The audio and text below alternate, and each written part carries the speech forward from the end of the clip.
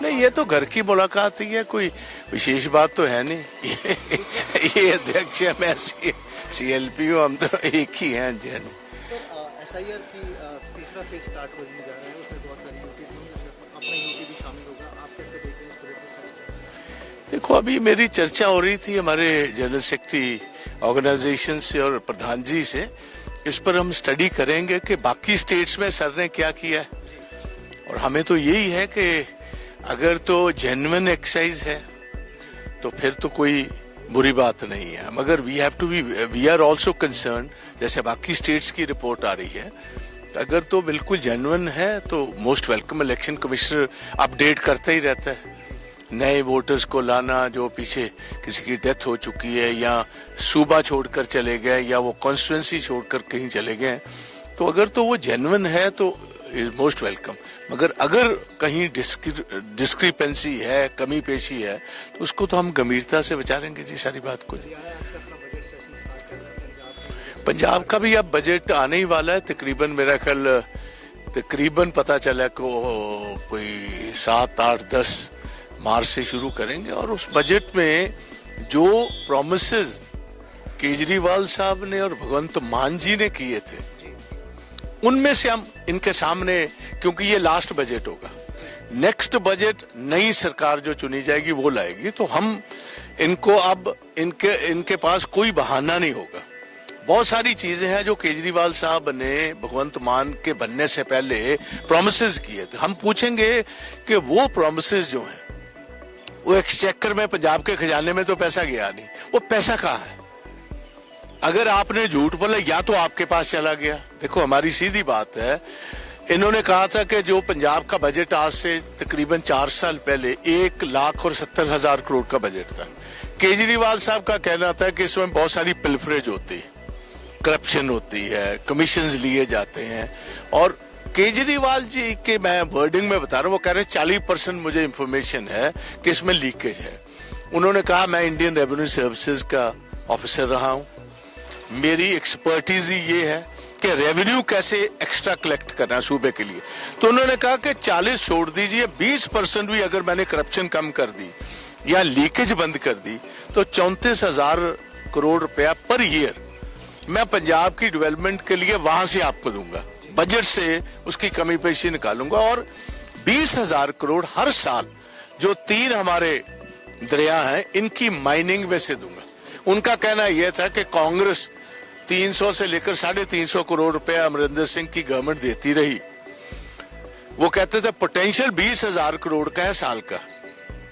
हम आप पूछना चाहते हैं कि पिछले 4 साल में 80,000 करोड़ रुपया अब आना चाहिए था पंजाब के खजाने में, तो इनकी एवरेज 300 करोड़ आ रही है।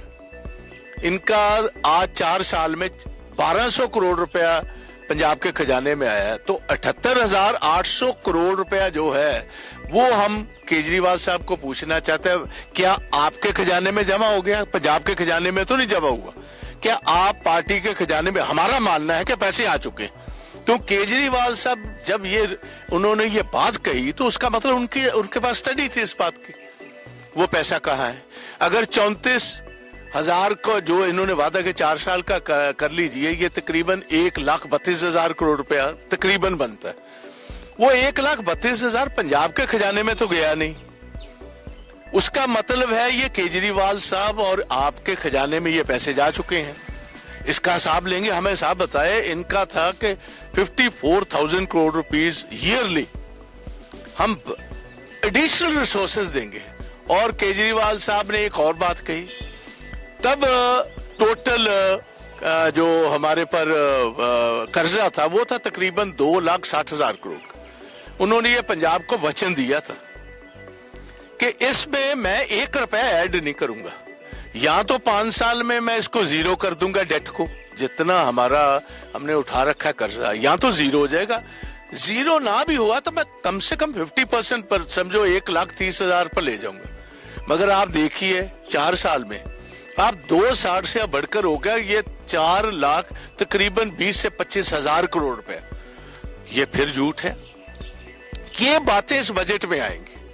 औरतों को इन्होंने वादा किया कि 18 साल जितनी वोटर्स हैं, 1 करोड़ औरत है पंजाब में, जिनकी वोट है, उनको वादा किया कि हम 1,000 रुपया गवर्नमेंट में आते पहले महीने अप्रैल से शुरू करते हैं। मार्च में आई थी, 16 मार्च 2022 को गवर्नमेंट आती है। तो अब देखिए तकरीबन 48 महीने ओवर होने के बाद 1 रुपया नहीं दिया। अब फर्जी को 2-3 हजार रुपया, 4,000 रुपया, 5,000 खजाने में डालेंगे। 5 साल में आना चाहिए 60,000 हर औरत को। अगर उसके बजाय 5,000 देते हैं, 4 देते हैं, 3 देते हैं, तो बकाया पैसे कहाँ हैं? तो ऐसे ही जितनी ओल्ड एज पेंशन हैं, एम्प्लॉयज का देखिए 17% जो सरकारी मुलाजिम है पंजाब का, 17% उनका जो डीए अभी तक नहीं दिया। और हर मुलाजिम से मैंने बात की है, छोटे से बड़े तक, हर आदमी को महीने का, किसी को 10,000, किसी को 12,000, 15,000, 20,000, 25,000, उनकी स्लैब के हिसाब से उतना पैसा हर महीने कट लग रहा है। वो अभी तक कुछ नहीं किया जी। So they have failed. Law and order की तो आप देखिए, रोज इतने कत्ल हो रहे, इनके अपने सरपंच मारे जा रहे हैं। और अनफॉर्चुनेट है, युद्ध की बात करते हैं नशे के विरुद्ध। और चीफ मिनिस्टर साहब अभी तक, परमात्मा उनको लंबी उम्र बख्शे और अच्छी सेहत बख्शे, हम परमात्मा अरदास करते हैं, मगर चीफ मिनिस्टर साहब फोर्टिस हॉस्पिटल से सीधा मोगा की रैली में जाते हैं और सीधा वहां से आकर फिर दाखिल हो जाते हैं। जब हमारी इकोनॉमिक हेल्थ भी कमजोर है और सीएम की अपनी सेहत भी कमजोर है, तो पंजाब का क्या बनेगा? आप देखिए, सबसे जो फंडामेंटल राइट है वो है जिंदगी। और हर आदमी चाहता है पंजाब का, पहले तो मेरी जिंदगी, मेरे परिवार की जिंदगी और हमारा कारोबार महफूज हो। वो तो कंप्लीटली फेल हो चुके हैं। और एक पुलिस का हेड कांस्टेबल था जिसका लड़का पिछले दिन ही अमृतसर में नशे के साथ डेथ हो गई। वो उसकी मैंने कहानी सुनी, बहुत ज्यादा मन पर उसका असर हुआ जब उसने कहा जी कि जैसे ये जोमेटो का ऑर्डर देते हैं आप टेलीफोन पर और 10 मिनट में डिलीवरी हो जाती है, नशे की डिलीवरी इनकी पुलिस का खुद का सर्विंग जो इनका हेड ये है अपना मुलाजिम जो है एएसआई या हेड कांस्टेबल है, वो उस आदमी का खुद का मानना है कि मैं हर कोशिश करने के बावजूद मैं अपना बच्चा नहीं बचा पाया। पुलिस की मदद भी थी, परिवार की मदद भी थी, और वो उसने सच्चाई रखी है। They have completely failed in that task, क्योंकि हमारा मानना है कि ये बहुत सारे ब्लैक शीप इनकी यूनिफॉर्म में है पुलिस की। और जितनी देर आप अच्छे लोग जिनका साफ सुथरा रिकॉर्ड है उनको नहीं लाते, आप दागी लोगों को लगाओगे, तो यही होगा जो पंजाब में। बजट सेशन बहुत छोटा रखा जाता है अमूमन पंजाब में, देखिए जैसे हरियाणा 1-1 महीने का सेशन रखा है, बजट सुबह शुरू होता है, शाम खत्म हो जाता है। इसीलिए शाम खत्म होता है कि झूठे वादे ही इतने कर रखे हैं, ज्यादा टाइम देंगे तो इतनी ज्यादा इनका पर्दाफाश होगा। अब मुझे किसी बात पर ये आए, कोई इनका, दे have failed in every single sense. Education system fail है। आप देखिए अब 10 लाख का बीमा कब लाए हैं, जब महीने आखिर ले 5-4 रह गए। कहने का मतलब है कि हर चीज में फ्रॉड खेलते हैं। इनका मतलब होता है कि 2-3 महीने में कोई ड्रामा रचाओ, लोगों को समझ ना आ पाए। और आप देखना ये हेल्थ जो इंश्योरेंस है, इसमें भी किसी को 10 लाख कहा हुआ। प्राइवेट हॉस्पिटल्स जो मुझे किसी ने बता रखा है कि जिस इंश्योरेंस कंपनी के साथ इनकी बात खत्म हुई है उसके हिसाब से पहला ₹1,00,000 ही वो देंगे। उसके ऊपर वाले पैसे, अगर बिल आपको लाख के ऊपर का आता है तो पहला 50% पैसे स्टेट गवर्नमेंट देगी। जब स्टेट गवर्नमेंट वो पैसे पूरे कर देगी, फिर वो जो इंश्योरेंस वाले हैं वो पैसे देंगे। तो स्टेट के पास आपको पता है जो हालात चल रहे हैं, इन्होंने पैसा देना नहीं, इंश्योरेंस वालों ने अपना हिस्सा नहीं डालना, और वहां की वहीं रह जानी है ये सारी। डीजीपी ने अपनी सफाई दी कि वो पूरी रैली गवर्नमेंट रैली थी, इसलिए हमने वहां स्पीच किया। देखो आज डीजीपी साहब कुछ कहें, चीफ सेक्रेटरी साहब कुछ कहें, मेरा ख्याल इतना बुरा हाल हो गया प्राइवेट मलेशिया की तरह। जैसे जहां भी डेमोक्रेसीज नहीं है, जहां भी डिक्टेटरशिप है या राजों का राज है, वहां ऐसा काम होता है।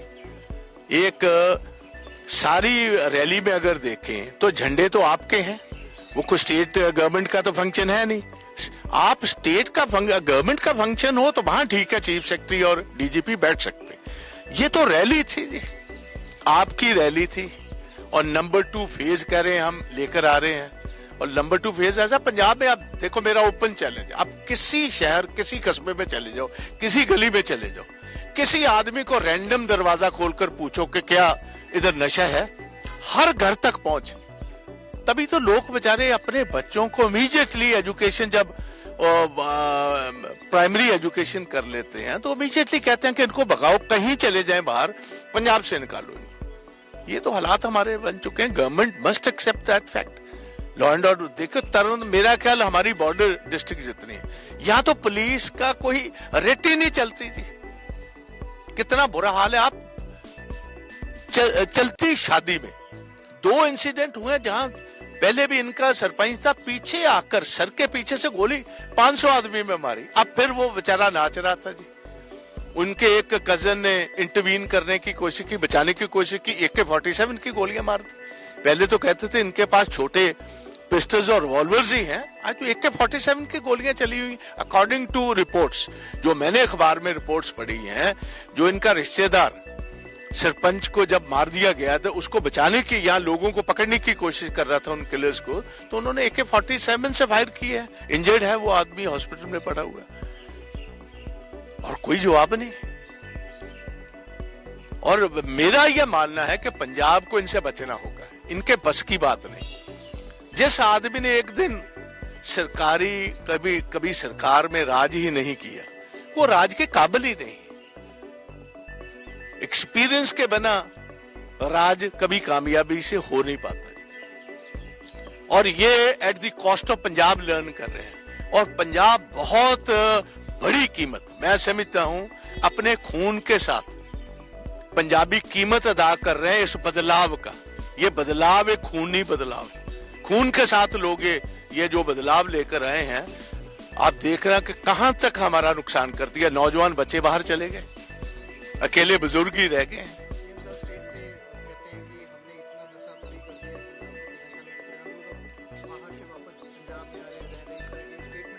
देखो इनकी तो स्टेटमेंट छोड़िए, ये तो मखौटा है। भगवंत मान सबसे बड़ा फेलियर है, ये तो एक मखौटा है। असल में तो ये दिल्ली वाले हैं जो राज कर रहे हैं, पंजाबियों का राज नहीं है, ये दिल्ली वालों का राज। और हर महकमे में लूट हो रही, हर रोज ये नई पॉलिसी लेकर आ रहे हैं कि हम कैसे लूट करें। मैं सलूट करूंगा उस जस्टिस को जिसने पंजाब का 65,000 एकड़ जो लैंड पूल में इन्होंने जमीन, उसमें से तकरीबन 2 लाख करोड़ रुपया इन्होंने चोरी का निकालना था। और हमारा सलूट है उस जस्टिस को जिसने ये इनका सपना साकार नहीं होने दिया, स्टे कर दिया। फिर फार्म हाउस पॉलिसी आई, उसमें 10-15 हजार करोड़ रुपया निकालना था, वो स्टे कर दी। अब इन्होंने लेटली जितने हमारे कॉर्पोरेशन और शहर हैं, उन्होंने म्युनिसिपैलिटी के बाय लॉज बदल रहे हैं। अभी हाई कोर्ट में वो केस चल रहा है, बहुत सारे लोग लड़ रहे हैं उसके लिए। और मैं प्री वॉर्न करना चाहता हूं पंजाब के लोगों को। मैं फॉर एग्जांपल बताना चाहता हूं, पुराना कानून यह है कि 1 एकड़ में 200 फ्लैट बन सकता है, और इसमें तकरीबन बहुत हजारों करोड़ों रुपए की बिल्डर्स के साथ सौदा चल रहा है आपका। उन लॉज को वो कह रहे हैं बदल दो, उसमें FIR बढ़ा दो। उसका मतलब ये है कि जहां 200 फ्लैट बनता वहां 300 बना दो। वो पिजन होल बना देंगे लोगों के रहने के लिए, जैसे पिजन होल होता है ना, कबूतरों के रहने की जगह होती है, ऐसे बनाना चाहते हैं।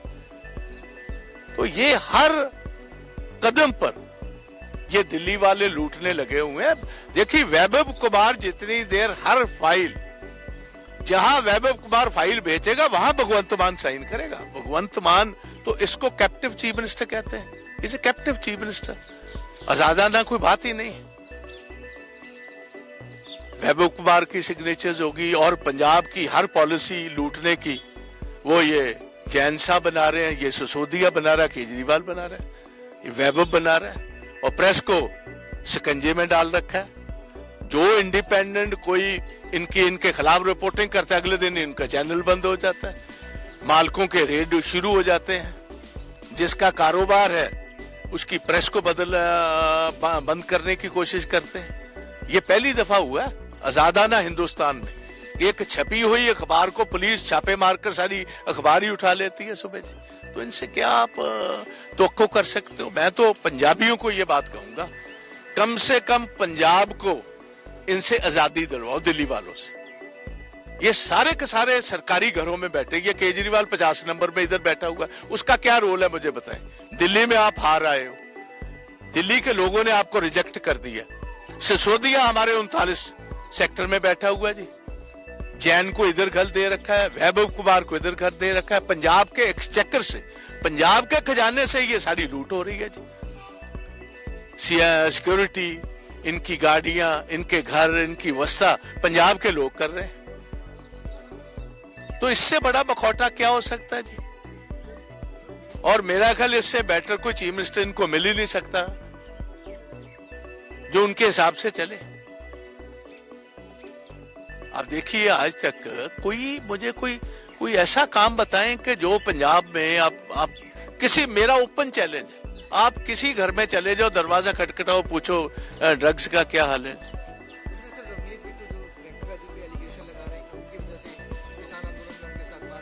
देखो ऐसा है, रवनीत बिट्टू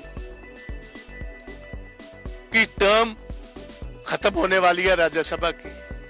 ये बेसिकली ये पंगा भी जो लिया है राहुल जी से और प्रियंका जी से, इसकी भरपूर कोशिश है किसी हिसाब से मेरी टर्म जो है राज्यसभा की नहीं मिल जाए। वो टर्म अब खत्म होने वाली, और हो सकता है जो इसने आउट ऑफ द वे जाकर राहुल गांधी जी से पार्लियामेंट के बाहर बैठे हुए पंगा लिया है, तो वो बेसिक इसकी पुरजोर कोशिश यही है कि किसी हिसाब से मैं प्राइम मिनिस्टर को और बीजेपी की जो लीडरशिप है उनको बता पाऊं कि अगर आपने गांधी फैमिली पर कुछ ना कुछ छोटा मोटा अटैक कराना है तो मगर इररेलेवेंट आदमी है, ये चला हुआ कारतूस है, इसका मैं उससे मुकाबला करूंगा जो चला हुआ कारतूस होता है।